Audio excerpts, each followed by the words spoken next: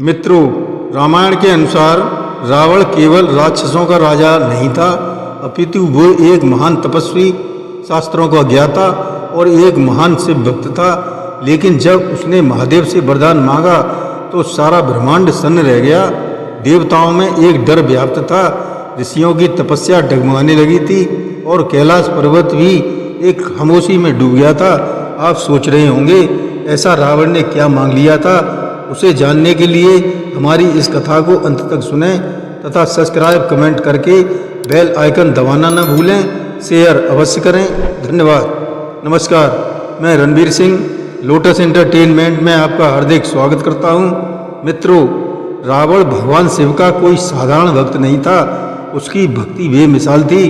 उसने वर्षों तक कठोर तपस्या करके कई बार शिव चरणों में अपने सरों की आहुति दी थी, जिससे शिवजी ने प्रसन्न होकर रावण को वरदान मांगने को कहा। तो रावण ने कुछ ऐसा मांग लिया जिससे आने वाला समय बदल गया। ऐसा क्या मांगा था रावण ने?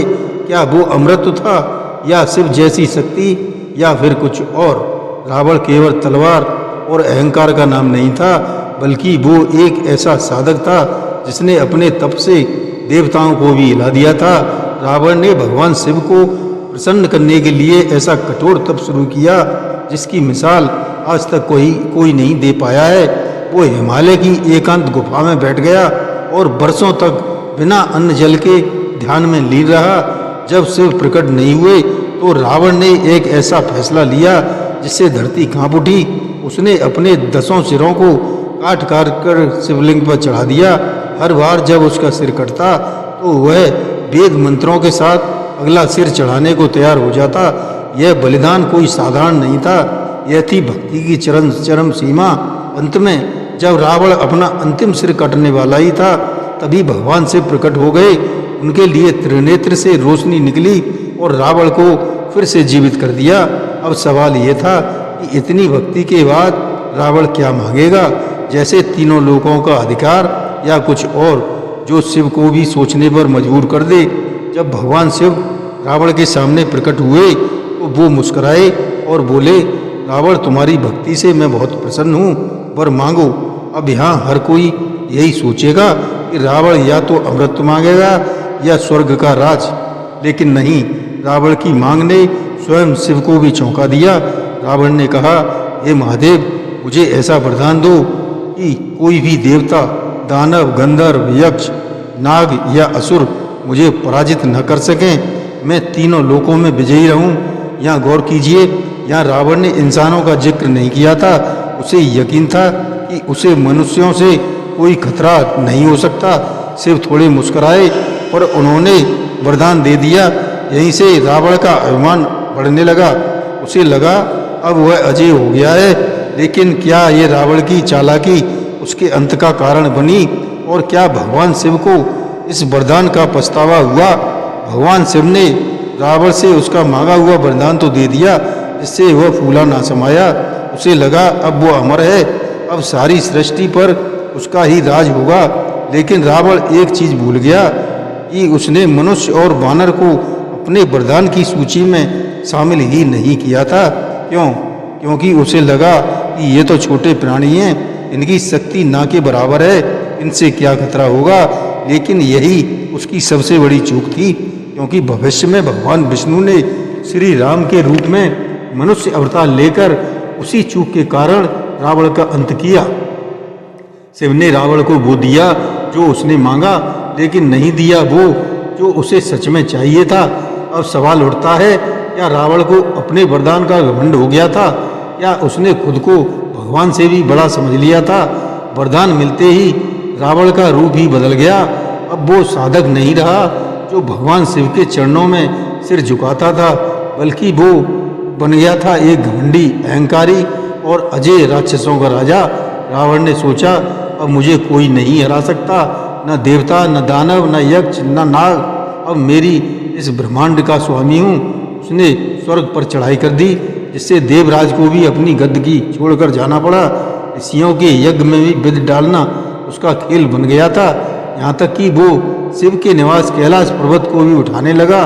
तब शिव उसे उसकी औकात बताई। अपने पैर के अंगूठे से दबाकर कैलाश के नीचे ही उसे दबा दिया था। अब उसे अहंकार टूटने लगा, उसे एहसास हुआ, लेकिन वह इससे भी शिक्षा न ले सका। अब सवाल यह है कि क्या भगवान शिव को आभास था कि रावण इस वरदान का गलत इस्तेमाल करेगा, और क्या शिव ने जानबूझकर रावण को उस ढांचे में फंसाया जो अंत में उसकी विनाश का कारण बना? यह सवाल बहुत गहरा है। क्या भगवान शिव इतने भोले हैं कि उन्होंने रावण को यह विनाशकारी वरदान यूं ही दे दिया, या फिर यह उनके त्रिकालदर्शी रूप का हिस्सा था? शिव को सब पता था। वो जानते थे कि रावण सिर्फ एक साधक नहीं, बल्कि भविष्य में धर्म पर भारी पड़ने वाला है, एक अहंकारी राजा बनने वाला है। और वो यह भी जानते थे कि रावण का अंत तभी होगा जब उसका अहंकार ही उसे उसकी हार तक ले जाएगा। इसलिए शिव ने उसे वो दिया जो उसने मांगा, न ज़्यादा कम। शिव ने रावण को खुद अपने हाथों से कभी नहीं रोका, बल्कि उसे ऐसा वरदान दिया जिसमें उसका अंत छिपा था। रावण को मनुष्य और वानर से कोई डर नहीं था, और भगवान ने यही मार्ग चुना।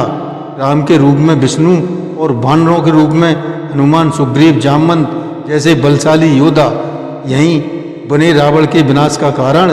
तो क्या शिव की यह लीला पूर्व नियोजित थी? रावण के लिए देवता, दानव, यक्ष, गंधर्व यह सभी शक्ति के प्रतीक थे, लेकिन वानर और मनुष्य उसे लायक नहीं समझता था। यही उसकी सबसे बड़ी भूल थी। श्री राम एक मनुष्य के रूप में अवतरित हुए, और उन्होंने हनुमान जैसे वानर उसके गर्भ को चूर चूर करने वाले बने। जिस जाति को रावण ने तुच्छ समझा, वही उसकी लंका को जलाने वाली बनी। रावण की सोच भी नहीं सकता था कि वानर सेना उसकी लंका की दीवारें हिला देगी। या भगवान की शिव लीला देखिए, उन्होंने उस अहंकारी को वहीं से हराया जहाँ से उसने कभी खतरे की कल्पना भी नहीं की थी। तो क्या यह महज सहयोग था, या शिव की भविष्य दर्शिता का प्रमाण? रावण द्वारा कैलाश पर्वत उठाने की घटना केवल शक्ति प्रदर्शन नहीं थी, बल्कि यह एक चेतावनी थी जिसे रावण समझ नहीं पाया। जब रावण ने कैलाश पर्वत उठाने का प्रयास किया, तब महादेव ने केवल अपने अंगूठे से पर्वत को दबा दिया, जिससे रावण की उंगलियां चटक गईं और हड्डियां टूटने लगीं। दर्द से चीखता हुआ वह 11 दिन तक कैलाश के नीचे दबा रहा। अब रावण ने वहीं बैठकर शिव तांडव स्तोत्र की रचना की, जो आज भी शिव भक्तों द्वारा आदर से गाया जाता है। शिव ने उस दिन उसे क्षमा कर दिया था, लेकिन यही एक अवसर था सीखने का, जिसे रावण ने सीखा ही नहीं। वो समझ बैठा कि मेरी भक्ति ही इतनी महान है कि शिव ने मुझे क्षमा कर दिया। लेकिन सच यह था कि शिव उस समय भी भविष्य देख रहे थे। अब सवाल यह उठता है कि क्या रावण ने अपने ही वरदान को अभिशाप बना लिया था? अब तक रावण खुद को लोक विजेता मानने लगा था। वरदान का नशा उसके सिर चढ़ चुका था। उसे लगने लगा कि शिव भी उसके अधीन है, क्योंकि वह उनका परम भक्त है और उन्हें प्रसन्न कर चुका है।